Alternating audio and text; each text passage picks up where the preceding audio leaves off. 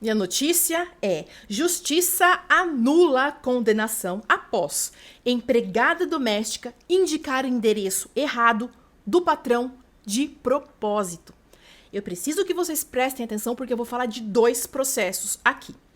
Olha só, primeiro eu vou falar de um processo trabalhista, um outro processo trabalhista que uma empregada doméstica entrou contra o seu empregador doméstico. Então eu vou falar primeiro deste processo aqui. Então, naquela ação trabalhista, ela disse o seguinte, que ela, empregada doméstica, pediu demissão gestante e que essa demissão, quando você pede demissão grávida, ela só pode acontecer, ela só está ok quando tiver atuação do sindicato. E não teve atuação do sindicato. Então, o que ela pede? A anulação desse pedido de demissão. E ela quer o quê? A indenização da estabilidade dela. Ela quer o dinheiro da estabilidade dela como gestante. E aí, lá naquela ação, o juiz, quando foi julgar este pedido dela, julgou improcedente.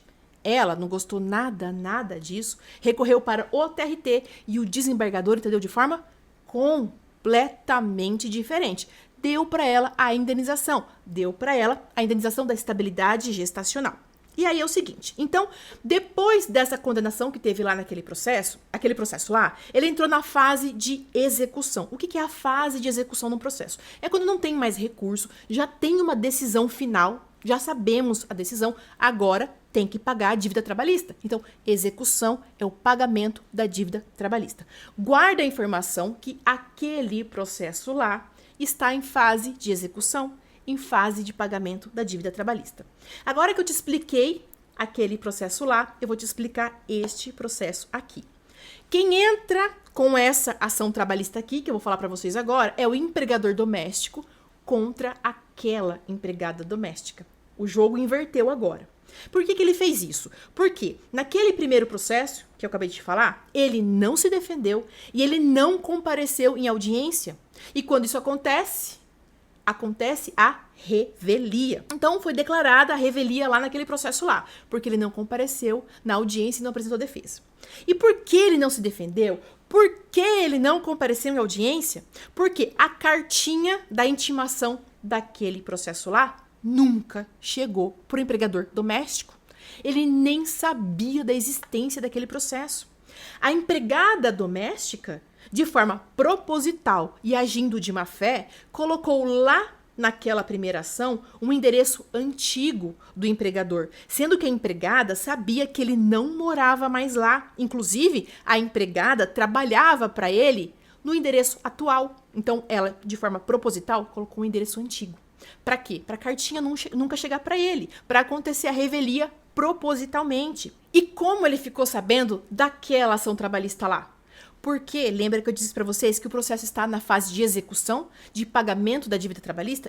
Então, como o juiz lá intimou o empregador doméstico para pagar a dívida e ele não pagou espontaneamente, começou a ter o quê? O bloqueio na conta bancária dele. Então, teve o bloqueio na conta bancária, ele olhou e falou assim, o que é isso? É uma ação trabalhista? Aí ele tomou conhecimento daquela ação trabalhista lá. Então, ele entra com essa ação trabalhista aqui, que é uma ação chamada ação rescisória. Uma ação rescisória, ela tem o objetivo de anular um processo, anular uma decisão de um outro processo, quando há um erro grave. Não é qualquer coisinha, não. Tem que ter um erro grave. Não é assim, eu não gostei da decisão daquele processo, eu quero entrar com uma ação rescisória.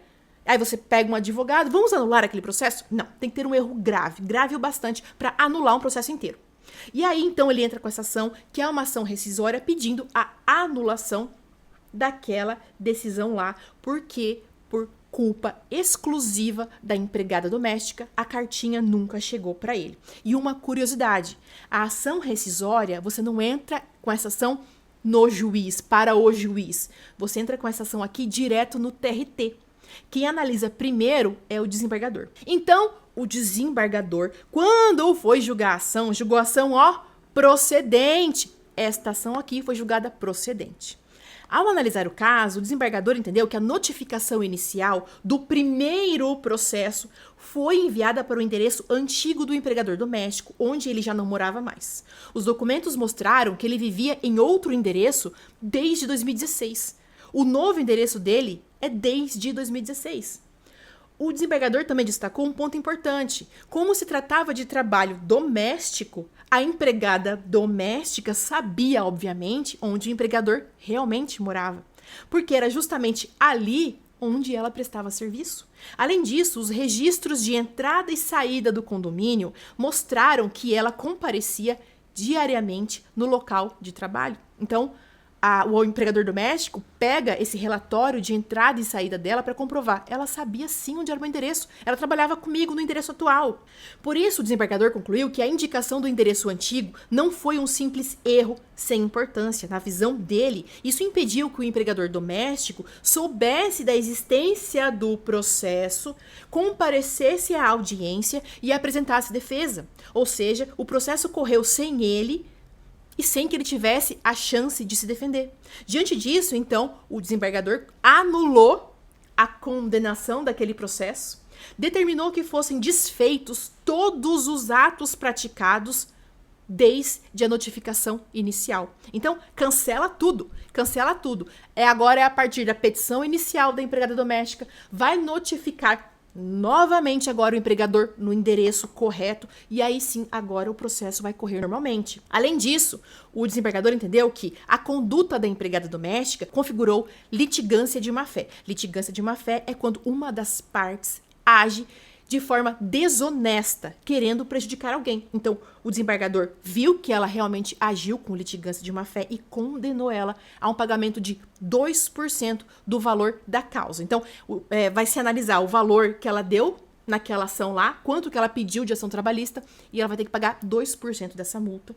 E o valor desta multa vai para o bolso do empregador doméstico. Agora, me diga aqui o que foi que você achou desse caso que eu te trouxe hoje.